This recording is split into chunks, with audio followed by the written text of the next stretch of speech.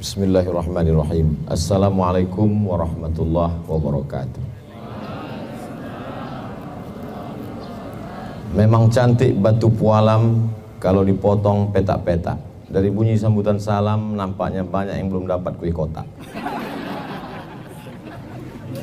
Bapak-bapak, ibu-ibu, hadirin hadirat, wali murid, yayasan, majelis guru, tak dapat saya sebut satu persatu. Insya Allah kita semua dimuliakan Allah Subhanahu wa Ta'ala.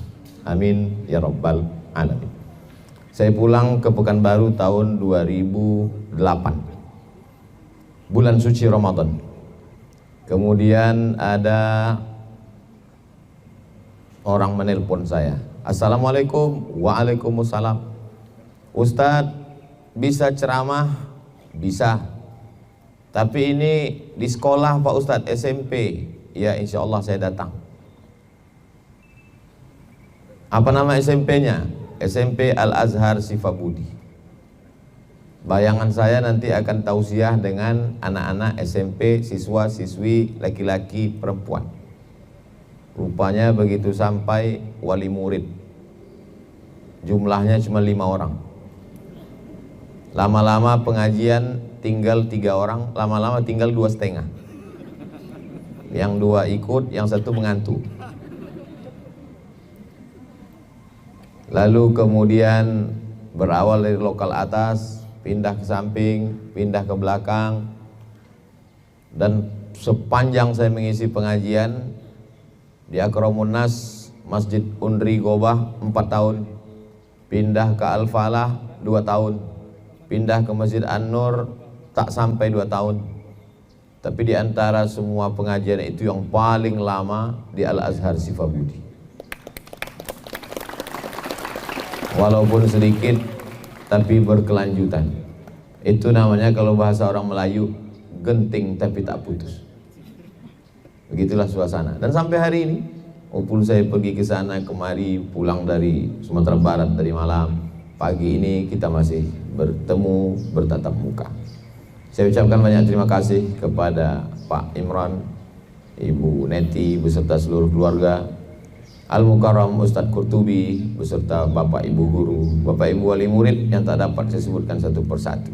Pada kesempatan ini datang pula tim Ustadz Abdul Somad dari berbagai provinsi. Kalau saya ke Medan, Sumatera Utara yang mengurus jadwal, kedatangan, menyusun segala macam, Ustadz Iqbal Sauki Pulungan LC, Direktur Travel apa Bang? Grand Sapanauli. Silakan daftar untuk umroh sebelum tanggal penutupan berikut ini. Dari Jambi, Ustadz Dahrizal Dahlan LC. Mereka ini LC kakak-kakak kelas saya di Mesir. Pulang pertama dulu pada tahap level belajar, sekarang mulai terjun ke masyarakat. Beliaulah yang membawa saya ke suku pedalaman, suku Kubu, suku anak dalam.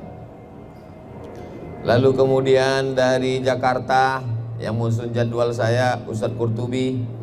Ustadz Qurtubi ini pasang 2 kaki, sebelah di Jakarta, sebelah di Pekanbaru. Beliau bersama dengan Mas Faiz hadir pada kesempatan ini. Nampak juga Pak Iwan. Pak Iwan inilah yang pertama membawa saya ke Malaysia tahun 2014. Lalu kemudian setelah itu hubungan kami putus nyambung. Macam lagu yang tak selesai. Pada kesempatan ini saya ingin menjelaskan bahwa awal saya pulang ceramah, mengajar tafsir sampai beberapa surat, kemudian tausiah, ceramah, pengajian, tanya jawab. Belum ada action ke masyarakat secara langsung. Dan sekarang berbeda. Sekarang pengajian membagi beras setiap hari Jumat, Ahad, Jumat, Sabtu, pekan kedua.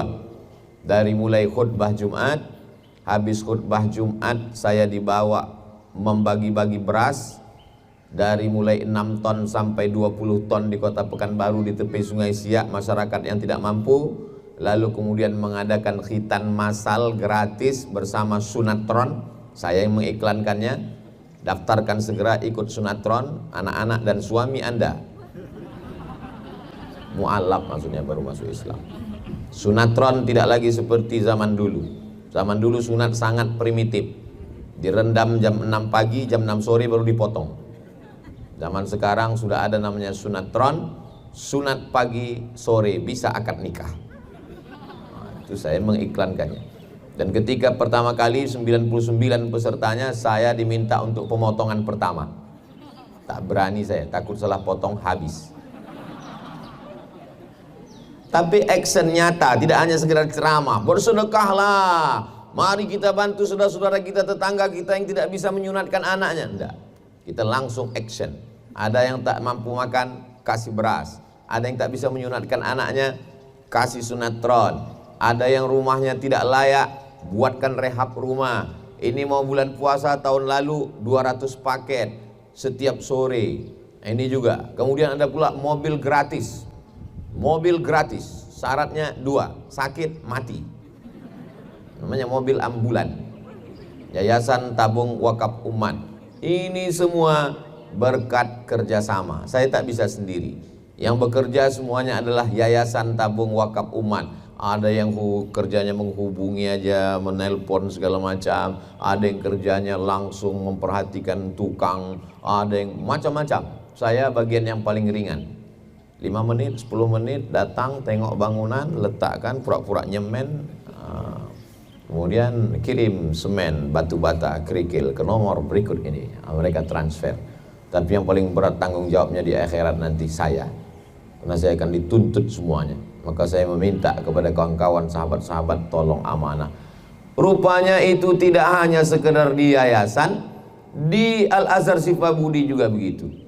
Tidak hanya sekedar anak-anak ini diajarkan, inilah namanya akhlak, peduli kepada kawan, membayar zakat. Enggak, tapi anak-anak dibawa langsung.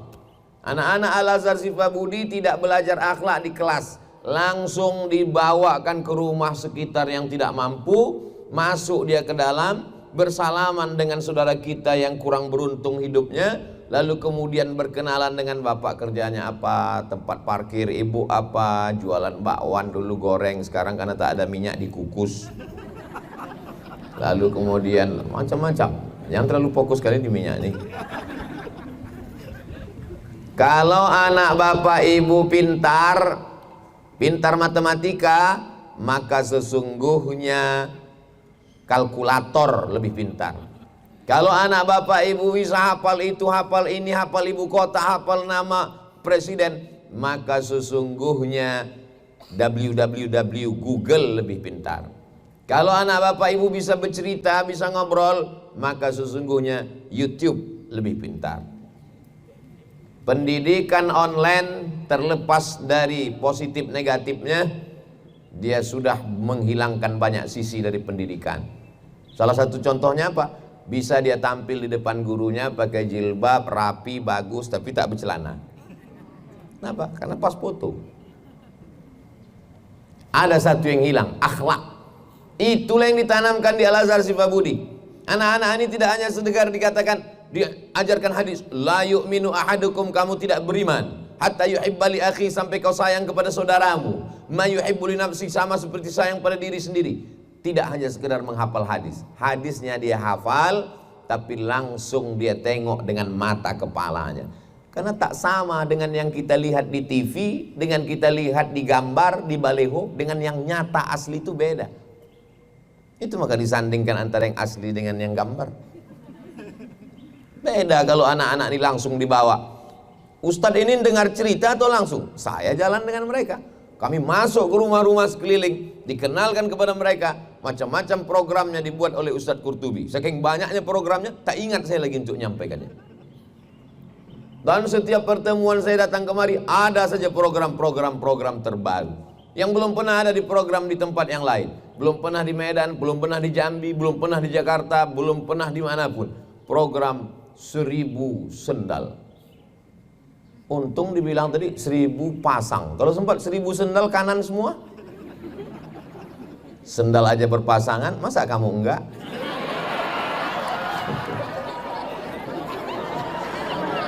Anak SMP pula yang ketawa, macam paham aja kalian. Kalian sekolah aja dulu. Berpasangan ini berat, biar aku aja.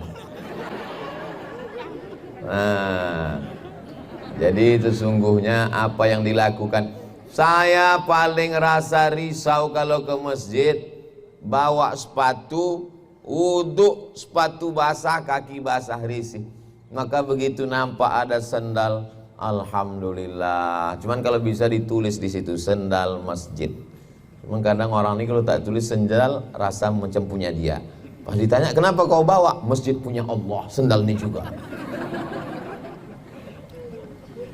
Ini wakaf orang. Wakaf tak boleh dipakai, la yuhabu tak boleh dihibahkan, wala yurasu tak bisa diwariskan, wala yuba'u tak bisa diperjualbelikan.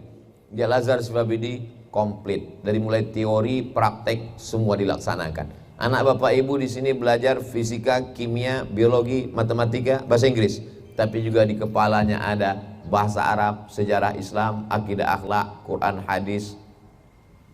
Dia tetap memahami sejarah Islam dan tidak hanya sekedar kata yang ditorehkan di atas kertas, dia langsung praktek nyata ke tengah masyarakat. Jadi ibu-ibu yang mengasih uang tabungan ke anak, uang jajan, sesungguhnya sekian persen dari uang jajan itu dia sudah bisa berbagi. Yang dikhawatirkan untuk generasi akan datang adalah tak ada rasa peduli kepada orang, sense of belonging, sense of responsibility. Tak ada sense-nya sama sekali. Duduk di kursi yang sama, menunggu pesawat yang sama, akan menuju kota yang sama, tapi tak ada kepedulian sama sekali. 5 orang duduk di airport dengan dunianya masing-masing. Tak ada peduli. Kita dalam Islam diajarkan berjumpa senyum, jumpa salaman, jumpa tatap muka, jumpa senyuman. Tak ada. Tak ada peduli dia. Siapa lu, siapa gua, siawang, siaden. Ada peduli dia. Andai ada bersin di sampingnya, kita kan ada respon. Asyik, alhamdulillah, yarhamukallah, yuhdikumullah wa yuslihu balakum. Ada bersaut-sautan. Orang sekarang tak ada peduli. Andai pingsan di sebelah itu bukan ditolong ya, difotonya pula. Ada orang pingsan, yang lain pula komen, kasihan, kasihan, kasihan, kasihan. Rusak hubungan kita ini sekarang. Mau dibawa kemana hubungan kita ini? Maka Al-Azhar Syifabudi mendidik anak-anak. Orang-orang yang risau di masjid, sendalnya, sepatunya basah, sepatu kulit baru dibeli, takut kena basah, kena air, disediakan sendal. Ini nanti mau bulan puasa, orang yang bekerja berat tak sanggup puasa, batal puasanya 15 hari di awal-awal bulan, maka diberikan zakat, santunan, sehingga dia bisa kerja setengah hari, habis itu dia pulang. Sampai jam 12 dia kerja, habis itu dia pulang, dia bisa istirahat. Berbuka puasa, disediakan pula jamuan buka puasa gratis. Man fattara sha'iman, siapa yang menyediakan buka puasa kepada orang yang berpuasa, kana lahu mithlu ajri shaim, dia dapat pahala macam orang yang berpuasa. Tapi dia tetap puasa. Banyak juga orang sekarang, kau tak puasa lagi, sudah kusiapkan buka puasa. Kasih buka puasa. Ustadz Iqbal dari Mesir, Ustadz Ican dari Mesir. Itu kami dulu di Mesir,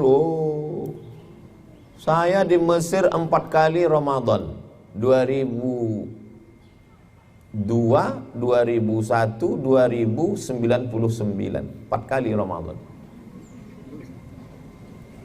4 kali Ramadan tidak pernah masak buka puasa. Mesir bukan kaya macam Saudi Arabia, minyaknya banyak. Mesir itu negara macam lebih susah daripada kita. Tapi semangat orang Mesir berbuka puasa, memberikan bantuan di stasiun kereta api, stasiun bis, tanah lapang, dekat masjid, samping rumah sakit, tempat orang musafir, itu disediakan tenda-tenda. Seminggu menjelang puasa, tenda-tenda seperti ini sudah siap. Tulis besar-besar di atas, Maidatur Rahman. Maidah, meja makan. Rahman, Tuhan. Meja makan, Tuhan. Bukan Tuhan makan di atas meja makan. Maksudnya meja makan yang makanannya gratis, seolah-olah datang dari Tuhan. Orangnya tidak mau sebut sedekah dari siapa. Hari pertama menunya ayam. Ayam di Mesir itu potongnya cuma 2 kali. 1, 2, seperempat, seperempat. Bukan macam tempat kita, potong bolak-balik. Apa namanya? Cincang. Kita pun ragu waktu mau menjawab, ayam apa kata? Lain bentuknya. Hari kedua daging. Dagingnya tebal-tebal, petak-petak, besar-besar. Cuman karena mereka masak nih kurang pandai, jadi agak-agak anyep. Bumbunya cuman pil-pil aswad. Dia pil aswad jintan hitam. Kasihnya bawang bombay. Tapi karena lapar, habis juga. Pandai orang Mesir nih masak. Bisa daging itu dibuatnya empuk, disendok macam agar-agar. Lupa pula kami menanya resepnya dulu. Tempat kita daging ini tipis, pedasnya minta ampun. Ikut buka puasa sekali, mencret 3 hari. Mesir ini luar biasa. Hari ketiga, ikan bolti besar-besar, sepiring makan. Buka puasa jam 6.30. Asal sudah jam 6 sore, duduklah semua orang-orang pesek dari Indonesia. Itulah, mohon maaf kalau ada yang tersinggung. Takut juga, kadang ceramah ini sekarang susah. Nanti berkumpul semua yang pesek mensomasi Abdul Somad. Persatuan pesek-pesek tersinggung katanya, kacau gitu. Nah, jadi kami pun selama di Mesir bisa melihat orang Mesir bersedekah, berbagi. Dan orang Mesir itu kalau dia sedekah, dia tidak formal-formal macam orang kita. Orang kita nih kalau bersedekah diundang, datang ke rumah, buat jamuan, suruh baca Yasin, udah mau sadaqallahul azim, suruh sekali lagi, rupanya 3 kali. Udah mau selesai, suruh tahlil 1000 kali. Itu bukan menyantuni anak yatim, itu menyiksa anak yatim. Orang Mesir itu kalau sedekah dia tak formal. Ketemu di kereta api, ketemu di bis, ditanyanya, Indonesia? Anak Indonesia? Iya, dia tanya. Di Malaysia dia tak tanya. Indonesia dia tahu kritis moneter. Dia kasih duit. Nih ada 150 pon, mial khamsin gini. Bawa pulang, nanti kau makan sama kawan-kawan buka puasa ya. Gitu aja dia.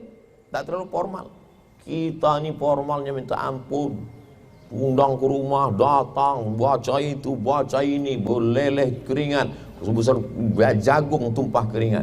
Pas giliran makan, mie kurus-kurus. Ilaha illallah. Jadi kalau kita mau menyantuni anak yatim, ada yang agak keliru yang perlu diluruskan tempat kita.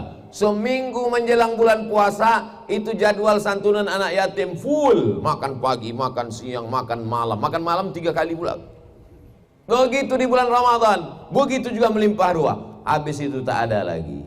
Padahal perut anak yatim itu tidak macam perut anak yatim, sama macam perut kita juga. Bukan laparnya cuma menyambut Ramadan aja. Maka mesti ada berkesinambungan. Inilah yang dilaksanakan di Al-Azhar Sifabudi. Jadi Bapak Ibu beruntung betuah Bapak Ibu yang punya anak belajar di Azhar Sifabudi. Dan anak-anakku sekalian juga, kalian anak-anak yang beruntung dan bertuah karena punya orang tua yang peduli. Jadi saya sedang berhadapan dengan orang-orang yang beruntung dan bertuah. Kata orang Melayu beruntung, kata orang Indonesia bertuah. Kalau kata orang kampung kami, lucky man. Lucky, get lucky. Ambillah keberuntungan. Bapak ibu gurunya beruntung karena anaknya baik-baik, rapi-rapi, sopan-sopan. Murid-muridnya beruntung karena orang tuanya amanah menyekolahkan anak yang ada program pendidikan agama praktek langsung. Orang tuanya beruntung karena punya anak yang taat dan patuh. Guru-gurunya beruntung, semuanya beruntung.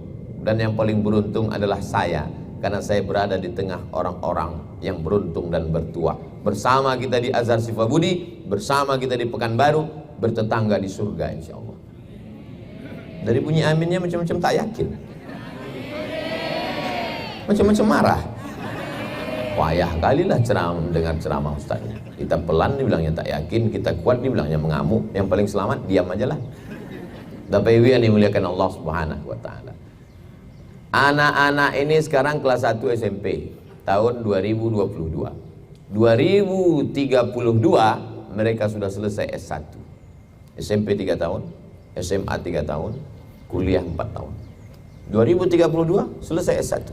Habis itu mereka pun ikut tes CPNS, dosen, ikut lagi tes beasiswa ke luar negeri, ikut lagi tes tentara, polisi. Mereka inilah yang punya masa depan. Abdul Somad sudah mentok, habis tak ada lagi. Datuk Seri Ulama Setia Negara Profesor Dr. Abdul Somad LC DESE PhD, habis. Tinggal satu lagi yang belum, almarhum. Kalianlah yang akan melanjutkan tongkat estafet.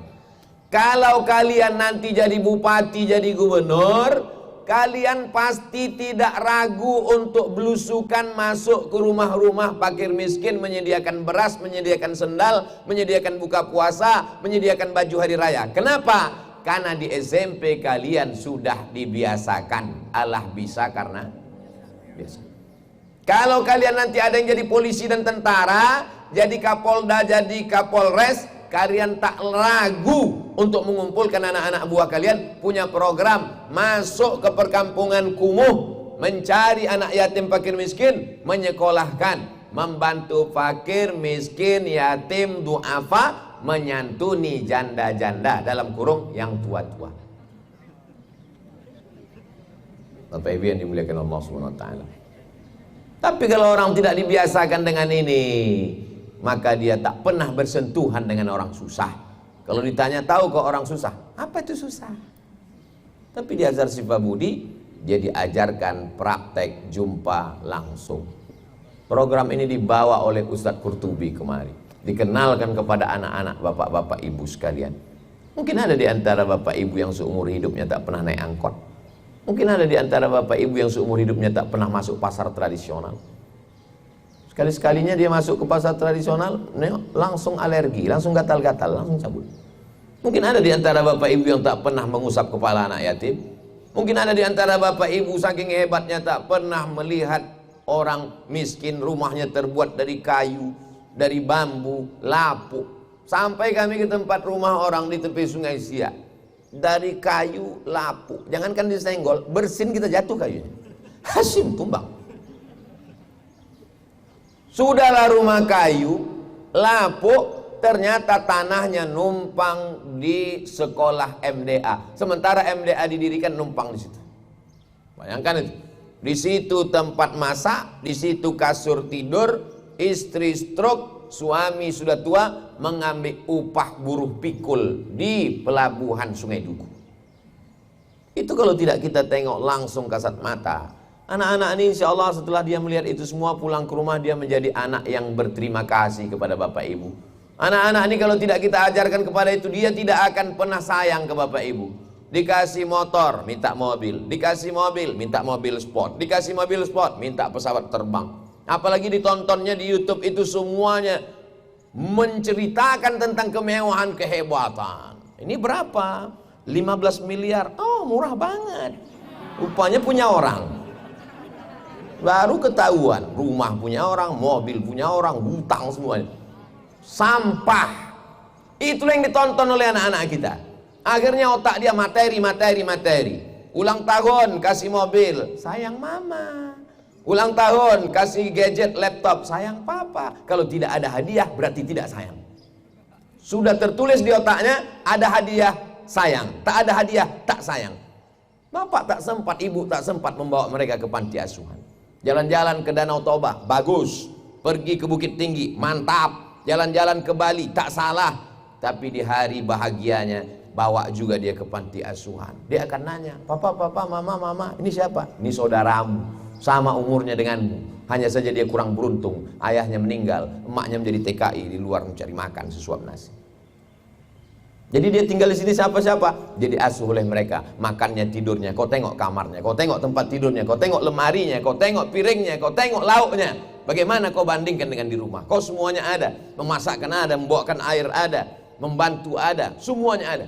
Di situ dia akan berpikir, stop kontaknya akan hidup. Jangan sampai kita punya anak, punya otak, tapi tertulis di keningnya not responding. Dia tidak bisa merespon. Menghidupkan pikiran dengan cerita. Cerita tak masuk ke telinga, melihat langsung secara mata. Inna sam'a, hanya sekedar dengar-dengar saja. Wal basar, pandangan dengan mata. Tak banyak sekolah yang punya kepedulian seperti ini. Maka ketika anak-anak diajarkan seperti ini, memang nampaknya saya sedang menyampaikan ini di Al-Azhar Syifa Budi. Tapi ceramah saya ini akan ditonton oleh sekolah-sekolah lain, guru-guru lain, kepala-kepala sekolah lain, karena akan diupload di channel Ustadz Abdul Somad Official. Jangan lupa subscribe, like, share, and comment. Mudah-mudahan sekolah-sekolah lain terinspirasi. Kepala-kepala sekolah lain akan membawa murid-murid mereka. Murid-muridnya juga mempunyai program. bayar uang sekolah, santunan, tinggal bersama duafa, peduli fakir miskin, peduli yatim, sedekah sendal, siap buka puasa, menyantuni baju hari raya. Bapak ibu punya anak satu, siapkan baju hari raya dua. Lalu kemudian istri ibu bapak akan bertanya, abang kok beli dua? Anak kita kan satu. Di belakang rumah kita ada anak yatim, umurnya sama dengan dia, kita beli. Yang beli bapak, tapi yang ngantarkan ke belakang ibu. Jangan bapak ngantar, nanti berkelahi mak anak yatim itu cantik pula. Saya juga disalahkan. Ini penting. La yu'minu ahadukum, kamu tidak beriman. Iman bukan diukur berapa kali pergi ke Makkah. Iman bukan diukur sebesar mana sorbanmu. Iman bukan diukur berapa meter jenggotmu. Iman diukur la yu'minu ahadukum, kamu tak beriman hatta yuhibba li akhihi, sampai kau sayang kepada saudara. Ma yuhibbu li nafsi, sama seperti sayang pada diri sendiri. Jadi kalau dulu berpikir mau hari raya ini bajunya berapa ya? Biasa. Mau hari raya ini sedekah baju anak yatim berapa? Luar biasa. Mau hari raya ini pakai karpet warna apa ya? Biasa. Mau hari raya ini menyenangkan anak yatim pakai miskin duafa bagaimana ya? Baru luar biasa. Kita akan menjadi luar biasa kalau kita berpikir di luar dari kebiasaan orang banyak. Itulah dididik anak bapak ibu di sini. Bapak ibu yang dimuliakan Allah Subhanahu wa taala, mereka ini nanti akan besar, akan menjadi remaja, akan menjadi dewasa, akan menjadi orang tua. Sejarah hidup selembar dua lembar mereka di Al-Azhar Sifabudi itu akan membentuk mereka di masa akan datang. Subhanul yaum, anak muda hari ini rijalul ghad, itu yang akan menjadi pemimpin masa depan. Jadi kalau mau melihat bagaimana Riau, bagaimana Sumatera, bagaimana Indonesia 20 tahun akan datang, tengoklah anak-anak muda hari ini. Kalau anak muda hari ini sibuk dengan motornya, dengan mobilnya, dengan gadgetnya, dengan handphonenya, tak ada peduli sama orang, tak respon, mau mati, mau jungkir balik, mau pingsan, bukan urusan saya. Maka bayangkan kalau mereka yang memegang tampuk kekuasaan jadi anggota legislatif, DPRD, DPR RI, DPD, bupati, gubernur, wali kota, bukan urusan saya. Tapi sekarang kita mengajak mereka, secara usia mereka belum mampu, tapi kita ajak mereka untuk peduli, untuk melihat langsung. Mudah-mudahan dengan itu berpikir dia, sebelum tidur dia malam berpikir dia, oh aku tidurku begini, tadi di tempat itu tempat tidur anaknya di ruang tamu, tidur tanpa alas di depan TV. Aku bisa hidup nyaman, enak, makan tak ada kurang. Tadi tetanggaku, kawanku, sahabatku umurnya sama dengan aku. Memicu dia berpikir. Afala ta'qilun, kenapa kamu tak berpikir? Afala tatafakkarun, kenapa kamu tak merenung? Afala tatadzakkarun, mengapa kamu tidak ingat? Ini pendidikan yang tak semua orang dapat dan di sini didapatkan. Kita doakan mudah-mudahan guru-guru yang inspiratif ini sehat walafiat. Karena sebetulnya ini bukan tanggung jawab mereka. Mereka yang penting ngajar di kelas habis jam selesai. Sama macam pendidikan di barat, asal udah bunyi lonceng, tet, excuse me sir, time is over, habis selesai. Tapi kita tidak begitu. Pendidikan kita bukan sekedar transformasi pendidikan ilmu. Makanya salah kalau menerjemahkan ilmun dengan knowledge. Knowledge artinya asal orang tahu udah selesai. 1 tambah 1, 2, 2 tambah 2, 4, 4 tambah 4, 8, selesai. Tapi dalam Islam tidak begitu. Diajarkan dia hadis, disuruh dia menghafal, apakah sudah diamalkannya atau tidak. Ada punishment hukuman, ada review hadiah, ada bonus. Maka anak-anak ini semua dididik, Masya Allah, tabarakallah. Al-Azhar Sifabudi mensupport dakwah yang saya sampaikan.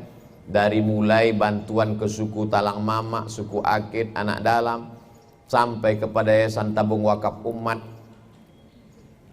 Anak-anak ketika diminta berbagi wakaf sedekah, mereka berbagi, tak terhitung lagi. Mungkin datanya ada sama Ustadz Qurtubi, bisa ditengok. Kami selalu manggil beliau Ustadz Qurtubi. Sampai di sini tak boleh, Mr. Qurtubi.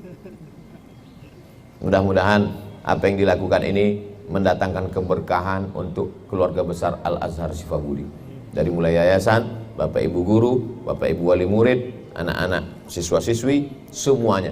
Walau anna ahlal qura amanu, kalau penduduk Al-Azhar Sifabudi beriman, wattaqau, takut kepada Allah, la fatahna alaihim barakatin, akan kami bukakan barokah minas sama, dari langit, wal ard, dari bumi. Malam-malam sebelum ujian diminta saya datang kemari, langsung ke belakang memotivasi. Ternyata mereka diajak iktikaf, diajak sholat tahajud dengan bapak ibunya berjamaah, berdoa munajat kepada Allah. Untuk apa? Menanamkan tauhid, bahwa kalau menghadapi kesulitan besok mau ujian, dekatkan diri kepada Allah. Karena sekarang tauhid ini sedang dikacau balau kan. Dulu anak-anak kita kalau ditanya apa yang ada di atas matahari, apa yang ada di atas bulan, apa yang ada di atas planet-planet. Sekarang enggak, anak-anak ditanya apa yang ada di atas, ada AC besar. Yang remote-nya dipegang pawang. Ini jangan-jangan tak hujan ini pakai pawang juga nih. Udah rusak kepala anak-anak kita ini. Padahal kita diajarkan la ilaha illallah, tak ada tempat minta, tak ada tempat berharap, tidak ada yang bisa mendatangkan manfaat, tak ada yang bisa menolak mudarat kecuali Allah Subhanahu wa taala. Maka tauhid ini ditanamkan, dikuatkan. Bapak Ibu yang dimuliakan Allah Subhanahu wa taala, adapun menyambut bulan suci Ramadan, maka kita siapkan paling tidak ada 5. Yang pertama, memasuki bulan yang suci, maka sucikanlah diri. Suci badan sudah, suci pakaian sudah, suci pikiran sudah, suci hati sudah. Taubat nasuha, bersihkan semuanya. Membayar zakat bagus sekali di bulan suci Ramadan. Kenapa? Meringankan orang supaya yang berat-berat bisa dia agak istirahat sejenak. Saya pribadi bayar zakat seminggu sebelum Ramadan. Seminggu sebelum Ramadan bagi. Manfaatnya ngitungnya supaya mudah. Kalau ikut pakai Januari Februari payah. Kita bayar zakat itu tidak pakai hitungan Januari Februari, tapi pakai Muharram Safar. Asal ingat bulan Ramadan, ingat bayar zakat. Jadi yang saya sampaikan itu yang sudah saya amalkan.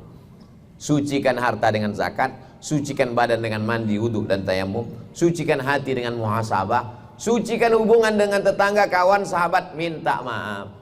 Makanya kita diajarkan di kampung halaman kalau mau bulan puasa mengundang tetangga, baca yasin, baca Quran, bermaaf-maafan. Kenapa? Supaya kita plong lepas beribadah memasuki bulan yang suci dalam keadaan suci. Tradisi di bumi Melayu ada namanya Balimau. Balimau itu sebetulnya tradisi yang baik sekali. Karena belimau artinya mandi dengan limau. Orang di luar Sumatera yang tak tahu limau, berjeruk, berorange juice.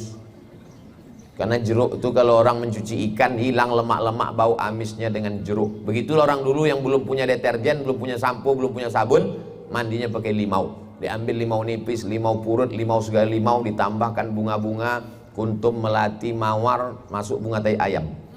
Lalu diambil juga lah mayang kelapa, mayang macam-macam, dicampur, dimandikan. Asal tradisi itu baik, tak salah.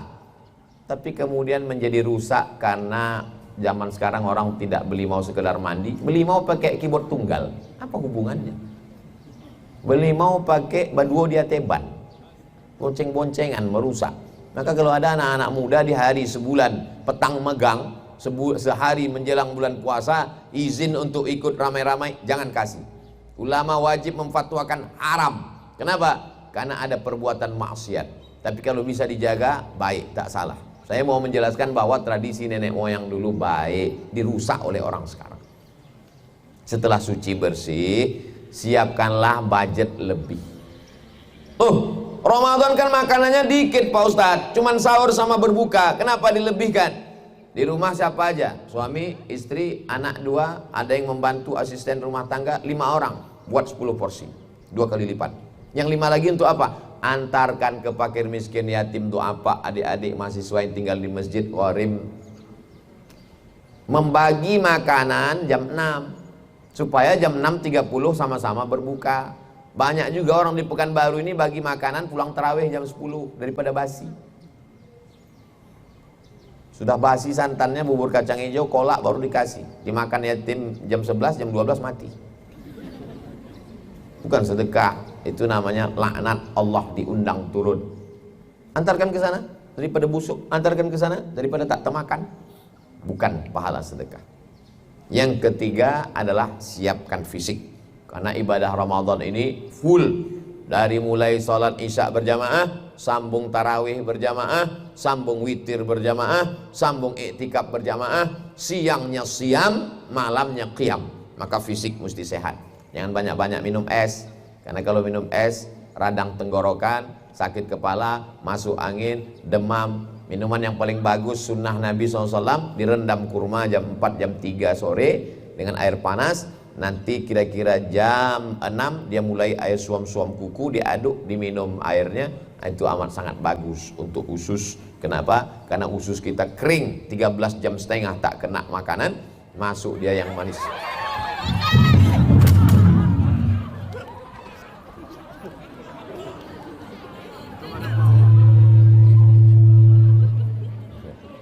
Nanti pas mau upload dipotong.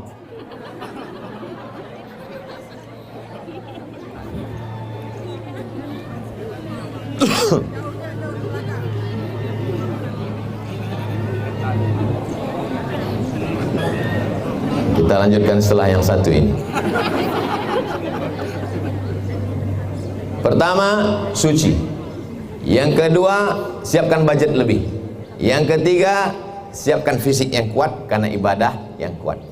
Yang keempat, siapkan untuk mendapatkan ilmu full di madrasah Ramadan. Karena di Ramadan itu ada kajian subuh, ada kajian duha, ada kajian zuhur, ada kajian asar, ada kajian menjelang berbuka, ada kajian dari isya ke tarawih, ada kajian i'tikaf. Jadi keluar dari Ramadan, umat Islam mestinya menjadi orang berilmu.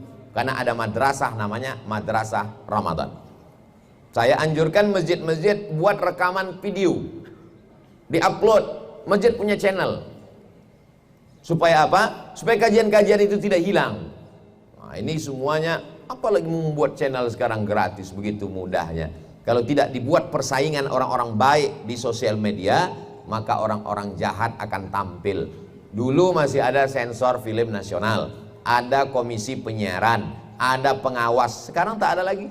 Orang bebas menampilkan apapun. Orang terkenal bukan karena prestasi, tapi karena sensasi.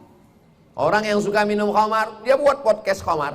Orang maaf-maaf suka zina, dia buat podcast zina. Karena kita tak buat. Jadi anak-anak ini kita buat dalam rangka menyambut bulan suci Ramadan. Ada lomba podcast, ada lomba video pendek, ada lomba. Kalau zaman saya dulu lomba azan, lomba imam, lomba khutbah, lomba ceramah. Zaman sekarang dikaitkan dengan media, sosial media. Nanti masing-masing bersaing di tengah dunia maya, maka akan tampil yang berprestasi. Yang terakhir adalah di bulan Ramadan itu disiapkan Al-Quran dari sekarang. Pulang dari sini nanti beli Quran yang ada terjemahnya, ada tajwid, idgham, ifa, gunnah, qalqalah, bila gunnah warnanya, ada asbabun nuzulnya, ada tafsirnya. Ada Qurannya, ada tajwidnya, ada asbabun nuzulnya, ada terjemahnya, ada tafsirnya. 5 isinya harganya 250.000. Sementara harga sendal 500.000 yang fungsinya cuma menjaga kaki dari tai ayam. Banyak orang punya Quran tak pernah dibaca, hanya sekedar untuk akad nikah mahar. Matanya menengok Quran cuma 2 kali. Sekali mengingatkan Quran untuk mahar, sekali lagi untuk mati sakratul maut di ruang ICU. Tak mati-mati, buka kan mati. Maka inilah kesempatannya, siapkan Al-Quran. Karena kita tak lama lagi. Hari ini sudah 26 Sya'ban, 27, 28, 29. Pas tanggal 29 nanti, maka tim hisab dan ru'yah melihat anak bulan. Kalau nampak anak bulan, besok puasa. Tak nampak anak bulan, maka genapkan Sya'ban 30, puasanya kita tunggu saja dari Kementerian Agama. Saksi tersumpah disebar dari Sabang sampai Papua untuk melihat anak bulan. Anak bulan itu bahasa Arabnya hilal. Bulan yang penuh bahasa Arabnya Badar. Sudah jadi nama orang Indonesia, Badarudin, Hilaludin. Makanya suami ibu yang namanya Pak Hilal nanti pas tanggal 29 jangan dikasih keluar, karena dia sedang dicari-cari orang. Mau Ramadan masuk, siapkan 5. Setelah nanti keluar dari Ramadan, evaluasi diri masing-masing. Yang berlebih juga 5. Apa yang kau dapatkan setelah Ramadan? Aku semakin on time, tepat waktu. Karena sholatnya tepat waktu, sahurnya tepat waktu, yang paling tepat waktu berbukanya. Menjadi orang yang paling disiplin. Yang kedua, setelah Ramadan, orangnya paling suka bersedekah. Itu tetangga saya itu dulu, Pak Ustadz, pelit, bin bakhil, bin kedekut, bin medit, bin kikir, bin Tapi setelah bulan Ramadan ini dia dermawan. Kenapa? Karena di Ramadan dia sudah paham tentang hakikat hawa nafsu. Semua mau dimakan pas jam 6 sore. Mobil merah pun disangka semangka, mobil hijau disangka melon. Tapi begitu sudah azan maghrib berkumandang, Allahu Akbar, Allahu Akbar, masuk 2 teguk air, masuk 2-3 kurma. Kurma itu yang bagusnya ganjil, 1, 3, 5. Kau kurma berapa? Alhamdulillah 3 Pak Ustaz. Berapa? 3 kotak.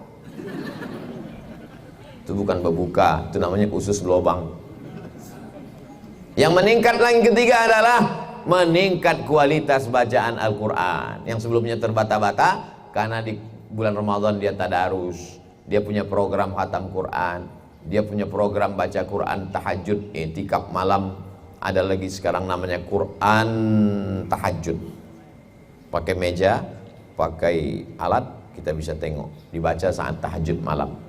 Kami pernah mengkhatamkan 30 juz Quran, sholat tarawih bersama Ustadz Qurtubi dan Yasir. Makmumnya itu aja. Saya, Ustadz Qurtubi, Yasir, Ustadz Tatang. Ketika Covid bulan Maret 2020, tak ada saya keluar ceramah di Pekanbaru aja. Nah, hikmahnya khatam baca kitab, khatam membaca Quran dalam sholat. Yang keempat, bertambah takwa. Orang di bulan puasa itu takwanya luar biasa. Diajak orang cerita aib orang lain, takwa. Bu, kabarnya anak si anu, suami si anu, menantu suami. Takwa. Nanti habis buka kita lanjutkan. Maka di bulan Ramadan takwa. Yang terakhir, yang kelima adalah bertambah kecerdasan emosional. Karena di bulan Ramadan itu asupan gizi kurang, gula kurang, emosi naik, bawaan mau ngamuk. Tapi dia dilarang untuk marah-marah. Maka di luar Ramadan dia pun stabil. Bu, anak ibu kemarin kami lihat dibonceng laki-laki. Enggak apa-apa, sabar. Suami ibu dilarikan pelakor. Apa? Jadi yang meningkat setelah Ramadan itu 5. Jadi kalau ada orang setelah Ramadan, kamu setelah Ramadan meningkat berapa? 5 juga. Apa? Kolesterol, gula darah, berat badan, diabetes meletus, asam urat, kena emping melinju 3 toples.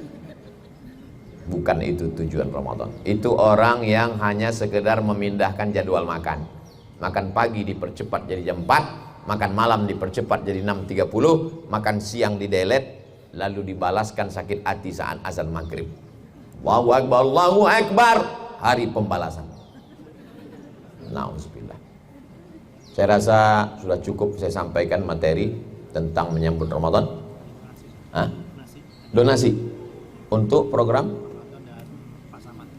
Oh, untuk Pasaman Barat yang digoncang iza zulzilatil ardu zilzalaha, digoncang oleh mana kota? Malaikat tadi dikirim Allah 2, kata malaikat, Allahumma a'ti munfiqan khalafa. Orang yang bersedekah kasihlah dia ganti ya Allah. Adapun orang yang tak bersedekah tak apa-apa, karena ada juga malaikat yang mendoakan, Allahumma a'ti mumsikan talafa. Yang tak bersedekah binasakanlah dia ya Allah.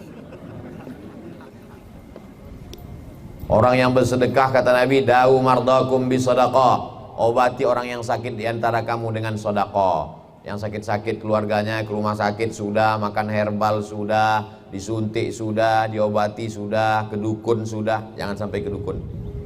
Yang sudah ke dukun bertaubat kepada Allah. Allahumma da'u mardakum bisadaqah. Obati orang yang sakit diantara kamu dengan sedekah. Lagi, kotak-kotak ini lebih banyak kasih ke ibu-ibu, karena memang bapak ini yang bekerja duitnya banyak, tapi yang megang dompet ibu-ibu. Dengan memperbanyak sedekah dilipat gandakan Allah keberkahan. Karena kata Nabi SAW, masalul ladzina yunfiquna amwalahum fi sabilillah, perumpamaan orang yang bersedekah di jalan Allah kamathali habbah, seperti satu biji ambatat sab'a sanabil, tumbuh 7 bulir 7 cabang. Wallahu yudha'ifu liman yasha, Allah melipat gandakan lebih banyak daripada itu. Wallahu wasi'un alim, Allah lebih luas karunia-Nya.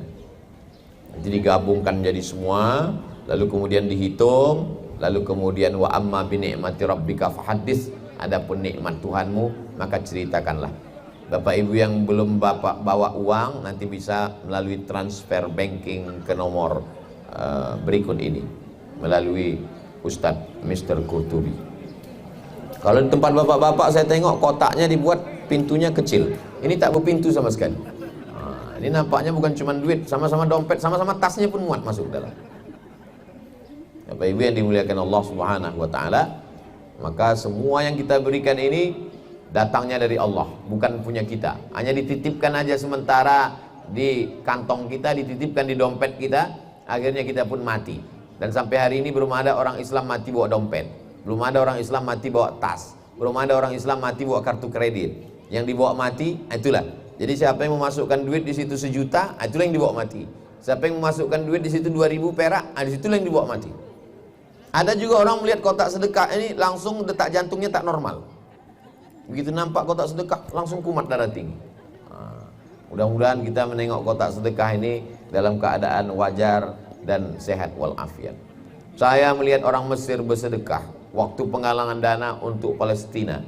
Telepon langsung video call dengan Khalid Mish'al, Panglima Angkatan Darat Hamas. Kami sedang susah di Palestina, kedinginan, perlu selimut, tolong kirim, kata Khalid Mish'al. Disitulah saya lihat karung beras dibawa, langsung ibu-ibu yang ada di situ melepas cincin sama gelang.